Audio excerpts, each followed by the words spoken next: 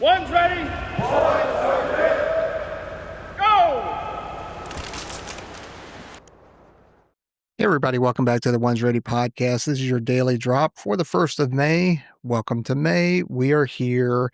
And that also means that next month we are going to be having our operator training summit, which is 21 and 22 June in La Jolla, California, right outside of San Diego. We've got campsites set up. We've got food set up. We're going to do running, rocking, calisthenics, attributes, mentorship, instructorship. But what you're really probably wanting is all the pool work. So we got 12 hours in the pool of nothing but fun and good times for you.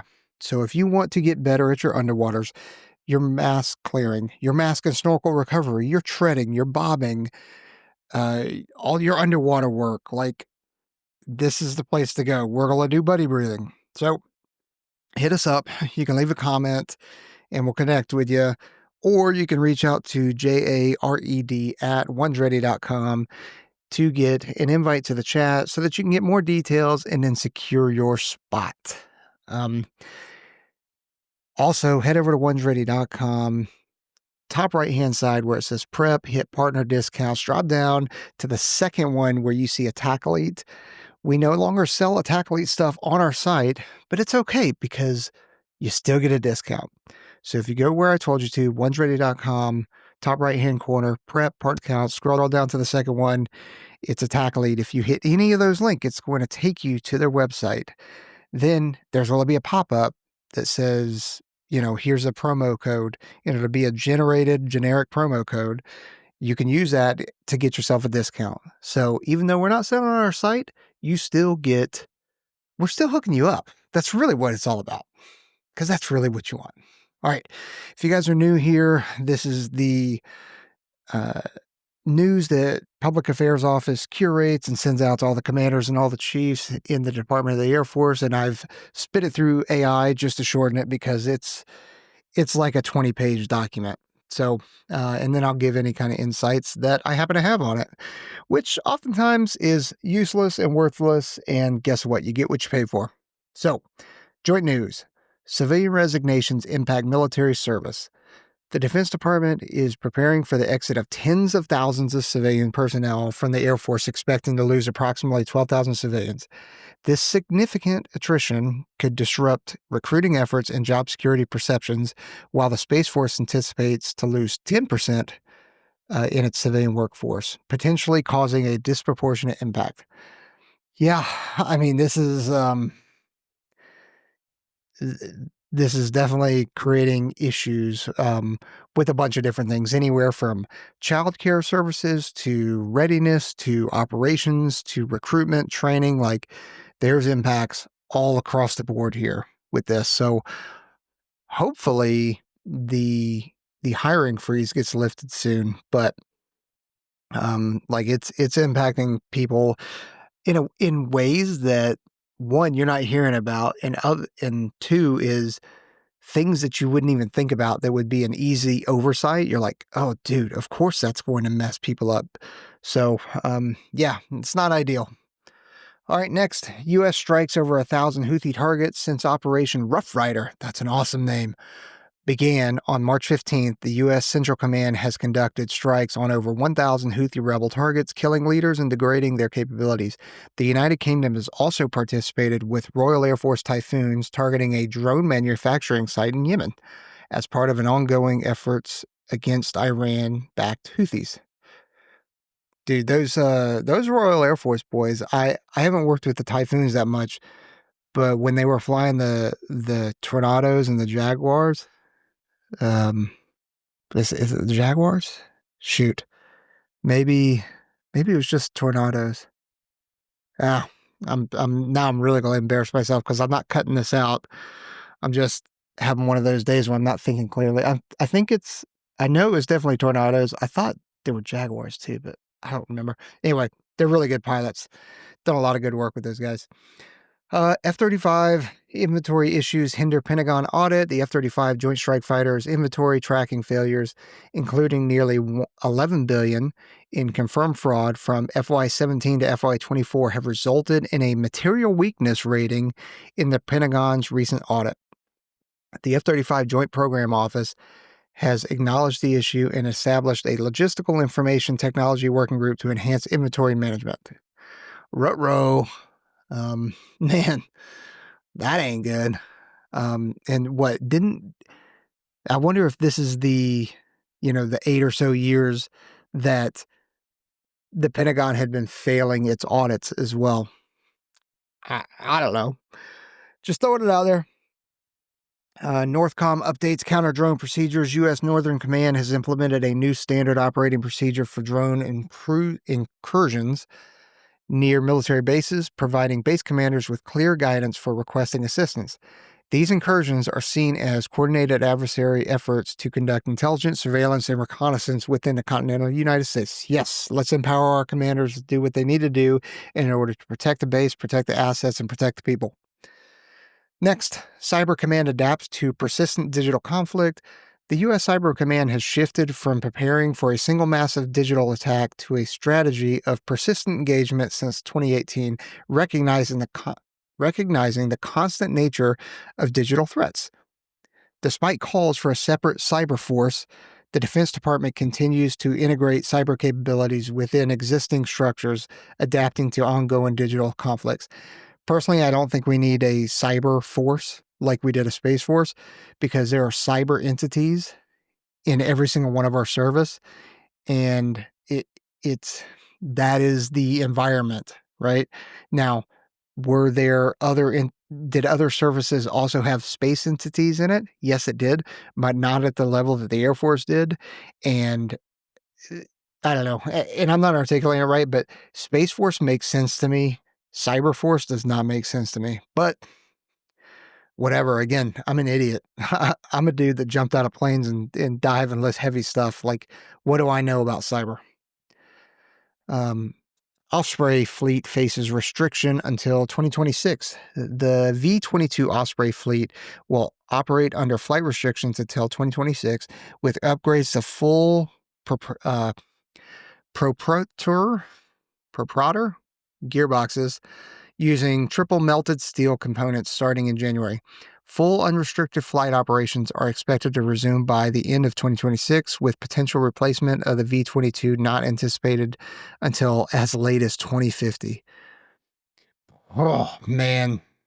All those crashes and everything and all the lives lost, it's terrible, and it's nothing to joke about, but at the same time, like, man, this thing is, in my opinion, we could have made a better decision on a platform to use. But there's some great pilots and some great crews and great career enlisted aviators that fly on those things. And they're serving their country, and they're doing great work. But man, if I never fly on one of those, it'll be too soon. All right. AFN cuts radio programs and podcasts. I didn't even know they had podcasts.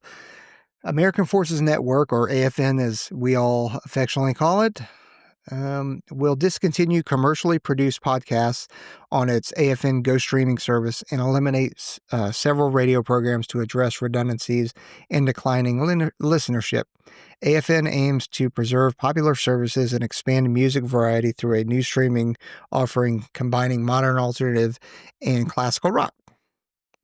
Troops not involved in migrant arrests at border. U.S. service members are not participating in the detainment or arrest of migrants on the New Mexico National Defense Area, with apprehended individuals transferred to non-Defense Department law enforcement. Military personnel are supporting Customs and Border Patrol, or Customs and Border Protection, with border patrols and monitoring potential illegal activities, continuing deployments that began in 2018.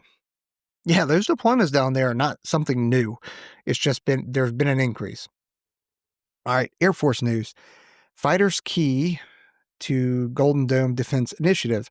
Fighters, including F-15s and F-16s, will play a critical role in President Trump's Golden Dome Defense Network, which integrates space-based sensors, over-the-horizon radar, and missiles to counter cruise missiles.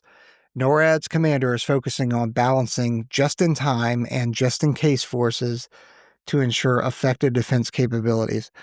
Well, of course, in any of these systems, they provide layer effects or layered protection, right?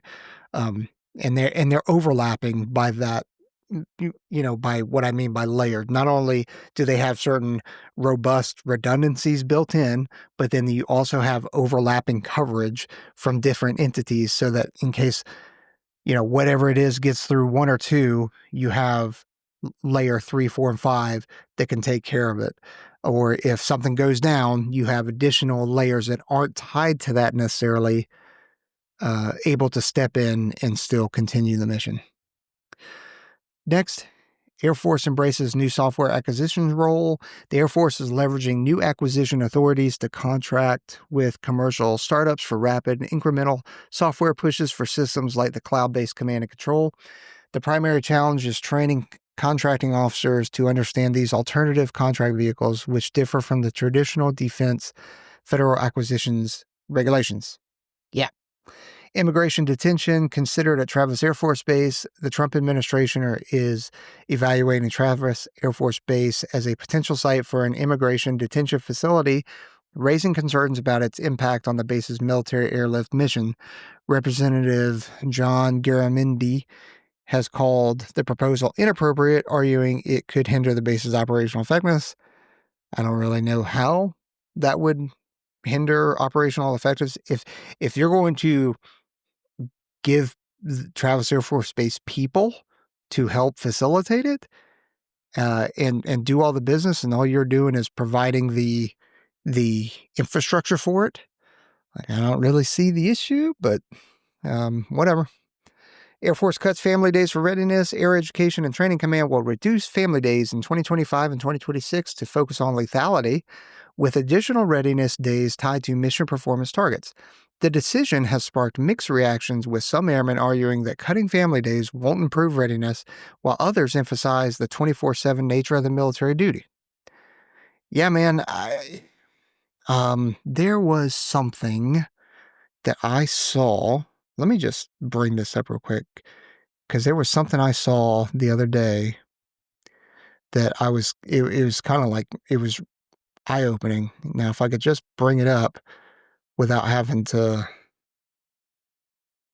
go into anything, and of course it wants me to friggin' log in and all that kind of stuff. Let's see. I wonder if I can bring it up without. Okay. Let's see.